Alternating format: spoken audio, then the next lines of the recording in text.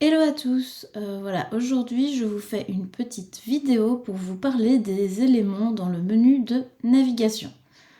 Donc dans Odoo 18, on va avoir pas mal d'éléments dans le menu de navigation. On l'avait déjà dans la 17.2.4, mais ici je me mets en 18 parce que c'est ce que vous allez utiliser très probablement dans les prochains mois. On va avoir le panier. On va avoir la barre de recherche, on va avoir du texte que vous pouvez rajouter, les icônes des réseaux sociaux, la connexion. Donc ici c'est marqué ImpulseWave parce que je suis connectée avec mon utilisateur ImpulseWave. Et vous allez avoir aussi le call to action ici. Tout ça peut être modifié, peut être retiré, rajouté en fonction de vos besoins. Donc on va tout simplement modifier la page. On va cliquer sur le menu de navigation.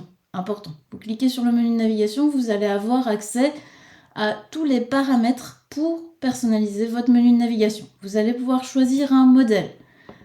Testez-les un petit peu avant de mettre en place votre site ou voyez avec votre partenaire ou designer ce qui est le plus intéressant pour vous en termes d'ergonomie et pour vos utilisateurs. C'est important. Vous allez avoir ici un petit menu éléments qui va vous permettre de dire je veux cet élément ou je ne le veux pas. Le texte ici, c'est le numéro de téléphone. On peut mettre un autre texte, on n'est pas obligé de mettre un numéro de téléphone. Ici, Odoo nous propose un numéro de téléphone, mais on pourrait le remplacer par un slogan, quelque chose que vous avez envie de noter. Voilà, tout est possible. On va nous retirer ce numéro de téléphone qui n'est pas utile pour nous. On a la barre de recherche.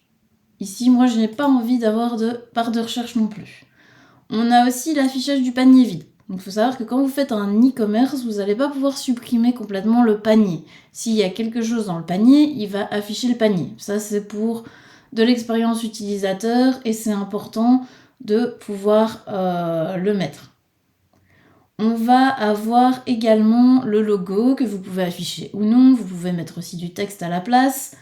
Et les icônes des réseaux sociaux que vous allez aussi pouvoir personnaliser. Ici, ils sont tous en couleur, par exemple. Moi, je dis, en fait, X, déjà, j'utilise pas. Donc, on va cliquer, pareil, sur les réseaux sociaux. Et là, on va avoir un nouveau petit menu qui va s'afficher en dessous avec social media, avec les différents réseaux sociaux. J'utilise pas X, hop, je retire X. Je voudrais que, en fait, on n'utilise pas les couleurs des réseaux sociaux, mais plutôt quelque chose d'uniforme. On va retirer couleur. Voilà, comme ça, il me le met en gris, par exemple, ici, parce que c'est la couleur dans mon thème. Voilà. Je voudrais... Voilà, c'est déjà pas mal. On va laisser le panier. On peut aussi retirer le call to action. Moi, je vous le conseille pas. C'est quand même un élément qui est assez sympa dans le menu. On va le remettre. Je vais juste vous montrer. Et on peut retirer aussi l'élément de connexion. Attention, si vous faites ça,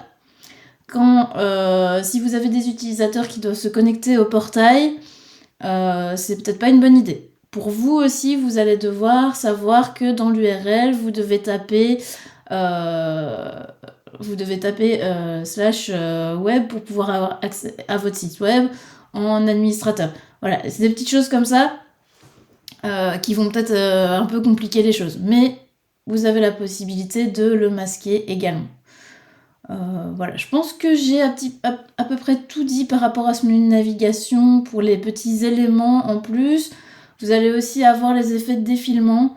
Là, vous pouvez choisir de faire défiler ou non le menu de navigation quand ça défile dans votre site. Attention, pensez toujours aux petits écrans aussi. Si on laisse un énorme menu de navigation fixe, on va manger une partie du site sur, par exemple, les écrans de portables de PC portables qui sont quand même la norme en ce moment sur le web. Donc attention, on n'a pas tous des très grands écrans. Même si vous utilisez un grand écran, peut-être que votre utilisateur client n'aura pas un grand écran. Il faut toujours y penser. Voilà, j'espère que ça vous aura aidé pour bien paramétrer votre menu de navigation. et je vous en dirai plus dans une prochaine vidéo. À bientôt!